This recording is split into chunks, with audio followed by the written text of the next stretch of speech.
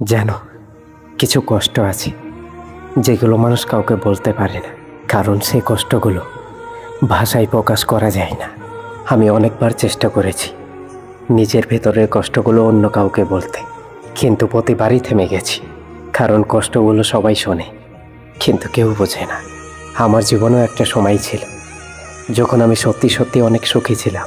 ছোট্ট ছোট্ট কিছু মুহূর্ত ছিল, একটা মানুষ ছিল, আর সেই মানুষটাকে ঘিরে আমার হাজারো স্বপ্ন ছিল। আমি ভাবতাম এই মানুষটাই আমার শেষ ঠিকানা।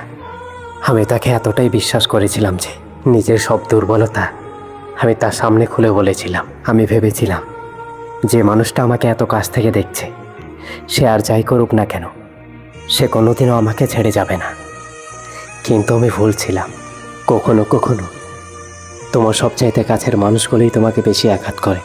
জানো, সে ধীরে ধীরে বদলে যেতে শুরু করলো। আগের মতো কথা বলতো না, আগের মতো খোঁজ নিত না, আগের মতো আর গুরুত্বও দিত না।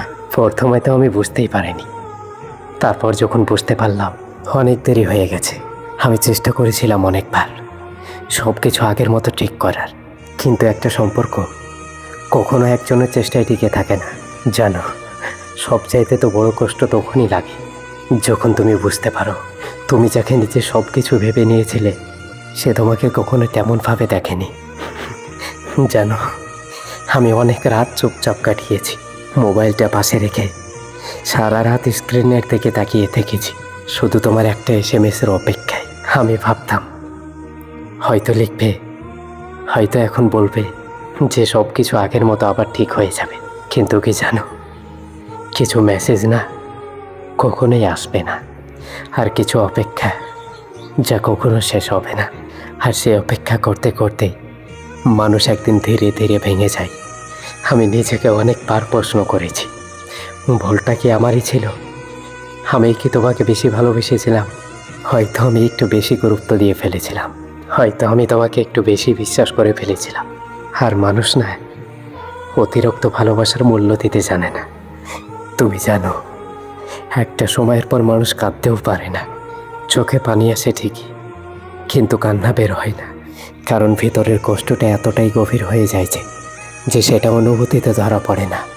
জানো, এখন আমার হাজার কষ্ট হলেও আমি কাউকে কিচ্ছু বলি না, কারণ আমি বুঝে গেছি নিজের কষ্ট নিজেকেই সহ্য করতে হয়। তোমার জীবন থেকে একটা মানুষ চলে গেলে শুধু চলে যায় না, সাথে নিয়ে যাই তোমার বিশ্বাস, তোমার স্বপ্ন, তোমার আশা, তোমার হাসি, আর রেখে যাই শুধু শূন্যতা। যে শূন্যতা পৃথিবীর দামি দামি জিনিস এনে দিলেও পূর্ণ হবে না। মাঝে মাঝে আমার এমন মনে হয় আমি নিজেই নিজের কাছে হেরে গেছি। আগের আমি আর এখনকার আমি দুটো যেন একদম আলাদা মানুষ। আগে আমি খুব সহজেই খুশি হতাম, ছোট্ট ছোট্ট বিষয়ে হাসতাম, আর এখন সব কিছু থাকলেও আমি হাসতে ভুলে গেছি। এখন সব কিছুই যেন আমার কাছে একটা অভিনয় হয়ে গেছে। এখন আর আমি কাউকে বিশ্বাস করতেও পারি না, আর কাউকে ভালোবাসতেও পারি না, কারণ আমি জেনে গেছি যে মানুষটা একদিন আমাকে বলবে আমি তোমার পাশে আছি, একদিন সেই মানুষটাই সবার আগে হারিয়ে যাবে। আমার সবচাইতে তো বড় কষ্ট তখনই হয় আমি যার জন্য নিজেকে ধ্বংস করেছি সে তো আমাকে ছাড়া খুব সুখেই আছে।